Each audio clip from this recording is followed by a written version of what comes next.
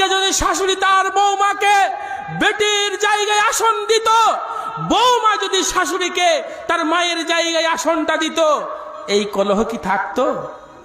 এই বিদ্বেষ কি থাকতো? আরে শাশুড়িকে যখন বৌমা শাশুড়ি বলে ভাবে, আমার স্বামীর মা বলে মনে করে, তখনই সমস্যা তৈরি হয়। শাশুড়ি যখন বৌমাকে পরের বিটি বলে মনে করে, আমার ছেলের বউ বলে মনে করে, তখনই সমস্যা হয়। শাশুড়ি যদি মনে করতো আমার একটা বিটি ছিল, আমি একজনকে দিয়েছি, আর একজনের একটা বিটি ছিল, আমি নিয়ে এসেছি, আর এই চিন্তা ভাবনা যদি বৌমা করে যে আমি একজনের মেয়ে ছিলাম, মা ছিল আমার, সেই মায়ের কাছ থেকে চলে এসে আর একটা মায়ের কাছে এসেছি, এটা আমার মা, স্বামীর মা, এটা আমার মা। শাশুড়ি যদি মনে করত যে আমার বেটিটা চলে গেছে এক জায়গায়, আমার ছেলের বৌমা মানে এটা আমার একটা বেটি, যদি এই কথা চিন্তা ভাবনা করত, বলেন তো সংসারে অশান্তি থাকতো? থাকতো? সংসারে অশান্তি থাকতে পারে না। ঘটি নিয়ে, সামান্য একটা লোটা পটলি নিয়ে শাশুড়ি বইয়ের মধ্যে যুদ্ধ হয়ে যায়, হয় না? ইসলাম বলছেন ফাত্তাকুদ দুনিয়া ওয়াত্তাকুন নিসা, হে দুনিয়ার মানুষ শোনো, হে আমার উম্মত শোনো, নারী থেকে বাঁচো, দুনিয়ার ফিতনা থেকে বাঁচো, নারীর ফিতনা থেকে বাঁচো। নারী হচ্ছে ফিতনা, দুনিয়া হচ্ছে ফিতনা। এই ফিতনায় তুমি পড়ে গেলে তোমাকে জাহান্নামে নিয়ে চলে যাবে, এই ফিতনা তোমাকে জাহান্নাম পর্যন্ত পৌঁছে দেবে। সম্মানিত সুধী, আজকে নারী পারে একটা বাপকে জাহান্নামে নিয়ে যেতে, একজন নারী পারে পুরুষকে জাহান্নামে নিয়ে যেতে, একজন নারী পারে তার ভাইকে জাহান্নামে নিয়ে যেতে। কিভাবে? নারী যখন তার বাপের কাছে থাকে, বাপের কাছে থাকা অবস্থায় নারী যদি কুকর্ম করে, নারী যদি খারাপ কর্মে লিপ্ত হয়, নারী যদি নোংরামি কাজে লিপ্ত হয়, তাহলে ওই নারীর কারণে তার বাপ যাবে জাহান্নামে। বাপের কাছ থেকে যখন মেয়ে বিবাহ দিয়ে দিয়েছে, বিবাহ দেওয়ার পর তার স্বামী হচ্ছে তার কর্তা, তার অভিভাবক। এখন যদি স্বামীর কাছে আসা অবস্থায় স্বামীর কাছে থেকে নারী যদি অপকর্ম করে, অন্যায় কাজ করে, অশ্লীলতা কাজ করে, জাহান্নামের কর্ম করে, তাহলে ওই নারীর কারণে তার স্বামী যাবে জাহান্নামে। যদি স্বামী নেই, যদি বাপ নেই, ভাইয়ের কাছে আছে, ভাইয়ের কাছে থাকা অবস্থায় যদি সেই নারী কোনো অপকর্ম করে, তাহলে তার ভাই ওই নারীর জন্য, ওই বোনের জন্য জাহান্নামে যাবে। স্বামী নেই, স্বামী মারা গেছে, সন্তান বেঁচে আছে, সন্তান হচ্ছে মায়ের অভিভাবক।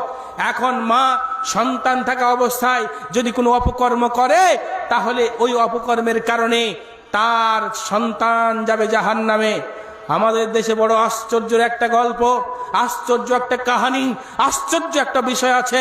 মানুষ যেটাকে এমন ভাবে নেয়, এমন ভাবে কল্পনা করে যে মানুষ মনে করে হতেই পারে না। কি? স্বামী মারা গেছে মানে, সন্তান আছে মানে ওই মেয়েটার আর বিবাহ দেওয়া যাবে না, আর মেয়েটাও মনে করে আমার সন্তান আছে মানে আর বিয়ে করা যাবে না। এবার দেখা যায় কি, সন্তান আছে, সন্তানের দিকে তাকাতে গিয়ে নারীকে বিয়ে দেয় না কেউ, নারীও হয়তো বিয়ে করতে চায় না, কিন্তু যৌবনের একটা তাড়না থাকে, ওই যৌবনের তাড়নায় নারী অন্যায় অপকর্ম করে ফেলে, ফোনে গল্প করে, অশ্লীলতা কাজ করে, অপকর্মে লিপ্ত হয়। এই অপকর্মের কারণে যত পাপ হবে, যত পাপ হবে, এই পাপের যে অংশ তার অভিভাবক থাকবে, তার অভিভাবকের ঘাড়ে গিয়ে পড়বে। আজ বাপ যুবক ছেলের বিয়ে দিতে চাই না, আজকে যুবতী মেয়ের বিয়ে দিতে চাই না। অনেক যুবক ফোন করে বলে, শেখ খুব দুঃখ লাগে, বাড়িতে বিয়ে করার কথা বলতে পারি না, বাড়িতে বিয়ে করার কথা বলতে পারি না, বাপের সামনে কথা বলার সাহস হয় না, কিন্তু আমি তো বিয়ে না করে থাকতে পারি না, আমার দ্বারা অশ্লীল কাজ হয়ে যাচ্ছে, আমার দ্বারা অপকর্ম হয়ে যাচ্ছে, আমি ফোন ঠেকাতে পারি না, ফোনের মাধ্যমে নারীর সঙ্গে গল্প হয়ে যাচ্ছে, ফোনের মাধ্যমে আমার যেন নষ্টামি হয়ে যাচ্ছে। এখন আমি কি করব? আমি বিয়ে করব, কিন্তু আমার সামর্থ্য নেই বাপকে বলা। বলে না, বলে না? এরকম হয় কি হয় না? মেয়ের বয়স হয়ে গেছে 16 বছর, 17 বছর, 18 বছর বয়স হয়ে গেছে, 20 বছর বয়স হয়ে গেছে, বাপ বলে এই তো কেবল এসএস পরীক্ষা দিল, আর কয়টা দিন পর পড়াশোনা করলেই বিয়ে পাস করবে, তারপর তারপরে আবার বলে বিএড করবে, তারপর আবার বলে এখন এমএ করবে, তারপর এখন বলে এই করবে ওই করবে, করতে করতে করতে ওই মেয়েটাকে পড়াশোনার জগতে ঢুকিয়ে রাখতে রাখতে রাখতে ওকে একাই কলেজে যেতে দেয়, ওকে একাই ইউনিভার্সিটিতে যেতে দেয়, ওকে একাই অফিসে যেতে দেয়, ওকে একাই আদালতে যেতে দেয়। যখন সে অফিসে যায়, স্কুলে যায়, কলেজে যায়, যেতে যেতে দেখা যায় সে তখন আর স্কুলে থাকে না, সে তখন পার্কে গিয়ে বসে আর একটা পুরুষের সঙ্গে গল্প করে, সে তখন সিনেমা হলে গিয়ে আর একটা পুরুষের সঙ্গে গল্প করে, বলে না? আশ্চর্য লাগে। কলেজে আবার নবীন বরণ হয়, জানেন তো? নবীন বরণ মানে ওই পুরাতনরা নতুন যারা আসলো তাদেরকে বরণ করবে। তো বরণ করার সিস্টেম কত ভালো জানেন? এত সুন্দর সিস্টেম, গোলাপ ফুল দিয়ে বরণ করা হয়, গালে কালার লাগিয়ে দিয়ে বরণ করা হয়। একটা পুরুষ একটা নারীকে, একজন পুরুষ একজন নারীর গালে কালার লাগিয়ে দেবে, একটা গোলাপ ফুল দেবে, আবার একটা নারী একটা পুরুষের গালে কালি লাগিয়ে দেবে, একটু কালার লাগিয়ে দেবে, গোলাপ ফুল দিয়ে তাকে বরণ করবে। এটা নাকি বরণ, এটা নাকি কলেজের ট্র্যাডিশনাল, এটা নাকি কলেজের শিক্ষা, এটা নাকি সংস্কৃতি। আরে ধরো তোমার কলেজের গোষ্ঠী বেচি, তোমার এই আদর্শের গোষ্ঠী বেচি, তোমার এই কলেজের গোষ্ঠী বেচি, তোমার এই নবীন বরণের গোষ্ঠী বেচি। এটা ইসলামী আদর্শ হতে পারে না। মুসলমানের কোনো লড়কি করতে পারে না, মুসলমানের কোনো ছেলে এই কাজ করতে পারে না। হারাম, অন্যায়। এটা জিনার দরজাকে খোলা হয়, এটা পাপের দরজাকে খুলে দেওয়া হয়। তোমার মেয়ে নবীন বরণে যাবে মানে, তোমার ছেলে নবীন বরণে যাবে মানে এটা হারাম, এটা অন্যায়, এটা অশ্লীল, এটা অপকর্ম। কখনো এই কাজ করতে পারে না। আবার এই বাপ কত আনন্দ করে বলে, পুরুষ একটা বাড়িতে এসেছে, কে গো মা, ওটা কে? তখন বলে, আব্বা ওটা আমার কলেজের বন্ধু। ও ঠিক আছে ঠিক আছে, ডেকে নিয়ে আয় ডেকে নিয়ে আয়। মা তখন তাড়াতাড়ি করে ডিম সিদ্ধ করে, চা করে, ছোলা মটর করে, আর ওদিকে ঘরের ভিতরে একটা খাসিকে ভরে দিয়েছে, একটা পাঁঠাকে ভরে দিয়েছে, ভরে দিয়ে ওকে নেরকির সঙ্গে গল্প করতে দিয়েছে। দেখে চানা মটর তৈরি করছে পাঁঠাকে খাওয়ানোর জন্য। কথাটা একটু খারাপ হয়ে গেল, মাফ করবেন। বাস্তব না অবাস্তব? তোমার মেয়ের একটা পুরুষ বন্ধু হতে পারে কি করে? তোমার ছেলে মুসলিম একজন নারী বান্ধবী হতে পারে কি করে? যে নারী তার পুরুষ বন্ধুকে বাড়িতে নিয়ে আসবে, আর মা আর বাপ তার জন্য খাবার তৈরি করে দেবে। ও বাপ নয়, ও ভেড়া। ও মা নয়, ও ভেড়ি। ও কি করে হয়? বাপ শুধু সন্তান জন্ম দিলেই বাপ হয় নাকি? মা কি শুধু সন্তান জন্ম দিলেই মা হয় নাকি? আরে ছাগলও সন্তান জন্ম দেয়, গরুও সন্তান জন্ম দেয়, খবিশও সন্তান জন্ম দেয়।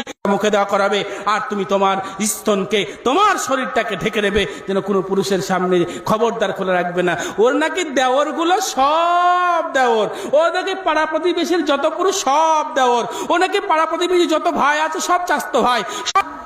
শোনো, মা তাকে খাবার খাওয়ায়, ওই খাবার খাওয়ার থেকে সন্তানকে সব কিছু করার শিষ্টাচার তার মায়ের কাছ থেকে শিখবে। মা যদি তার সন্তানকে ঠিক মতো করে ইসলামী শিষ্টাচার না দেয়, ইসলামী আদর্শ না দেয়, না দেওয়ার কারণে যত পাপ করবে, যত অন্যায় করবে, ওই মাই সম্পূর্ণ দায়ী হবে। কে দায়ী হবে?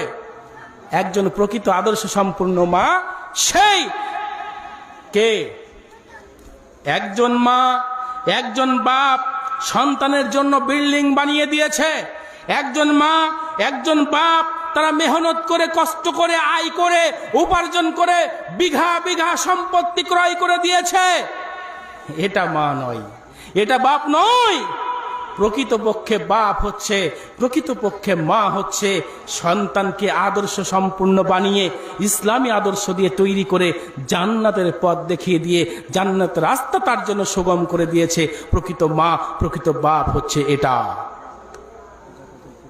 জি সম্মানিত সুধী, তাহলে আপনাকে বুঝতে হবে, তাহলে আপনাকে বুঝতে হবে আজ মাহে রমজান পেয়েছেন, মাহে রমজানে যে আদর্শ আপনি পেলেন, এই আদর্শ যদি আপনার জীবনে বাস্তবায়ন না হয়, তাহলে এই রমজান পালন করা আর না করা আপনার উভয়টাই সমান। রমজান মাসে যে শিক্ষা আপনি নিলেন, আজকে দেখেন এই মাহে রমজানে প্রত্যেকটা ঘরে ঘরে মারা কোরআন মাজিদ পড়ে না?